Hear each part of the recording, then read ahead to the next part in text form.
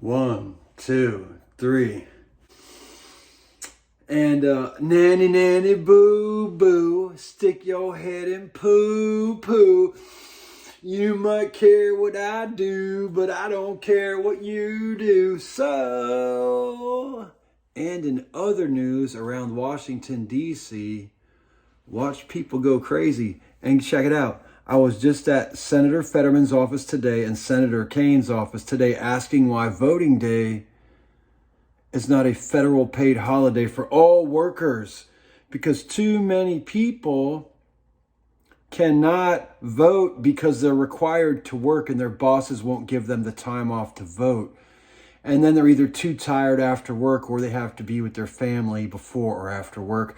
All kind of complications. And since we are a democracy and that's our big accomplishment, then voting day needs to be a federal holiday, please. And again, check this out.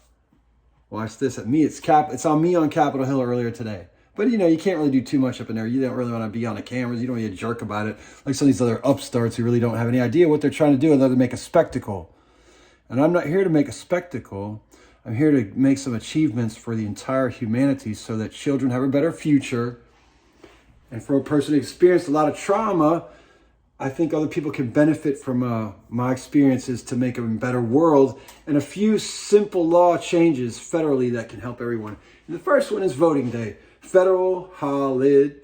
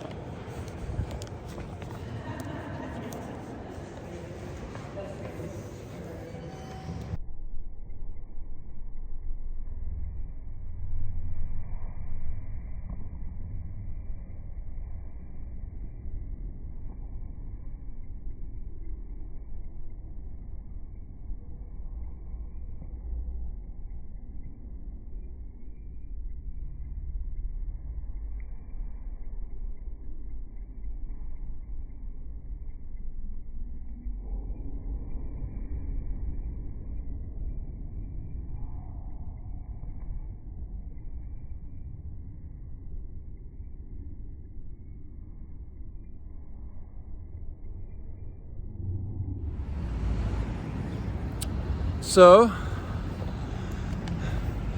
someone posted, a friend of mine, dare I say a friend of mine, brother, posted and said, be your own president. And so I'm in here, DC, trying to make some changes. And if I'm going to be my own president, and I was the president, the first thing I would do is popularize to the American people using the media as president, and then go office to office in Congress and force them until voting day in the United States, Super Tuesday, is a paid federal holiday. And in addition to that, as a federal law, I would synchronize. As a federal law, I would synchronize voting day across the entire nation. There won't be different voting days from state to state and county to county. It will be Super Tuesday nationwide for any vote ever. Okay? So Super Tuesday, nationwide vote for any voting across the United States for democracy. And so now, since I'm going to be my own president, Mr. Alvis, brother, what I'm going to have to do is go office to office and ask them why is voting day not a holiday for all American citizens. And so today is February 22nd, 2024. And I'm going to do that. And in order to do that, you can't have people getting freaked out or scared that there's a crazy mentally ill guy walking from office to office, harassing the offices and harassing the Congress people. I'm not harassing them. I'm speaking to them with respect. Some people think I'm totally off kilter. I'm not harassing. I'm being respectful and asking questions and wondering why it's not a holiday. And so now Congress is fully aware. I've been to Congresswoman Cheryl's office. I've been to Congresswoman Norton's office. I've been to Congressman Fetterman's office. And I've been to Congressman Kane's office. So now next week I get to start going office to office asking why we do not have a paid federal holiday for voting. And the second caveat will be that voting across the entire United States needs to be coordinated to that one day. It can all be changed quickly, and people will forget the past of how stupid it was not to have this. And now it's my job to make that happen. Is anyone ready? I don't think I'm ready at all, but I got to. I got to because I want to have a family, and I know people have families. And if we want to have a fighting chance in this world at all, any chance at all, a peaceful chance. Let's have peace and be happy everywhere. And we have to start here.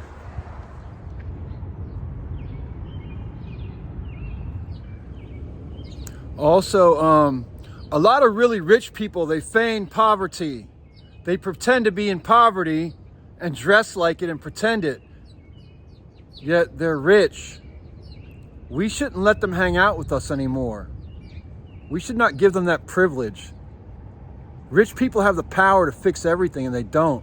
They just run around pretending to be poor and hang out among us. We shouldn't let them do that anymore. My opinion. I think that's how it should be. What do you think? That's what I think. Rich people should not pretend to be poor. They shouldn't feign being poor and hang out with us and act like they one of us and friends, because they ain't. If they were friends, they would have fixed everything with their billions and trillions of dollars. Instead, they try to get into our lives and understand how to control us and manipulate us, and then use what they learn in mechanisms of the future. These are global social control mechanisms, and I grew up around some of the people that control them, although I'm a poor man, and they're rich. And the difference between rich people and wealthy people is this. Rich people have shitloads of money and resources and don't help their people and lie to them and say they will, which has happened to me here in DC. On the other hand, wealthy people help those in need and help good things to happen. I guess I don't really know too many wealthy people at all. Or if I do, they haven't stepped forward yet. I'm hoping that will change so we can get some things addressed here in Washington, D.C. and get some federal legislation passed that helps all of the people, not just you rich people or your friends that you want to favor and help to help them be rich in the future. Because guess what? We don't need rich people. We need a way to live where we can get a job and have a family and live and afford to get health care when we need it. We don't need to spend all of our money on rent and not be able to eat healthy food or get medication that we need or whatever we need. And so that's my job that I've self-assigned to myself. Now, I consider it a calling from God. A lot of people think that's funny. And a rich man once told me, my God does not exist. And my message back to you is God exists and there's one God. And there's just many ways to meet God or get to God or get that invitation to meet God. And then it's everyone's choice whether they want to step up. You did not step up. Instead, you hurt me. I go to Congress anyways. What do? Travel the world being a playboy and calling yourself a man and a father. And that's a fucking joke.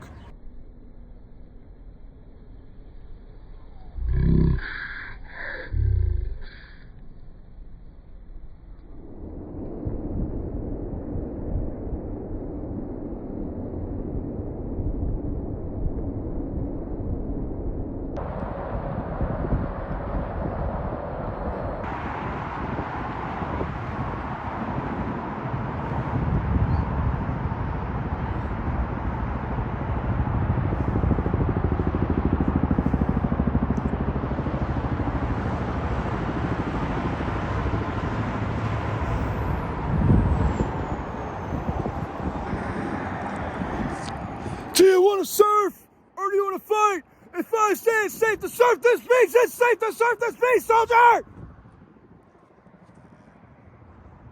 That's Apocalypse Now. If you didn't fucking get it. Apocalypse Now. Apocalypse Now. Exceptional movie. The man who he should not be named because I can't remember his name right now. That's right, one of the most excellent people like Robert De Niro from the old school of a hardcore cinema. Scorsese, Spike Lee, and Francis Ford Coppola, who made the movie I'm talking about, which is Apocalypse Now. And I started saying that because the helicopter flying up. And I like being stupid. And it's a funny ass movie when he says that. They're in a war zone, which unfortunately is a setting for the movie, but it's teaching lessons. And in that war zone, which my phone's about to go dead, electricity, in that war zone, he says, yelling at the guys, he's like, you guys are surfers, right?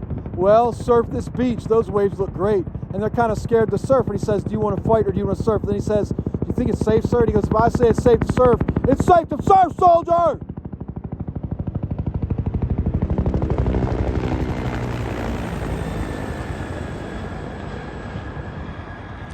If I say it's safe to skateboard the streets of Washington, D.C., then I skateboard the streets of Washington, D.C.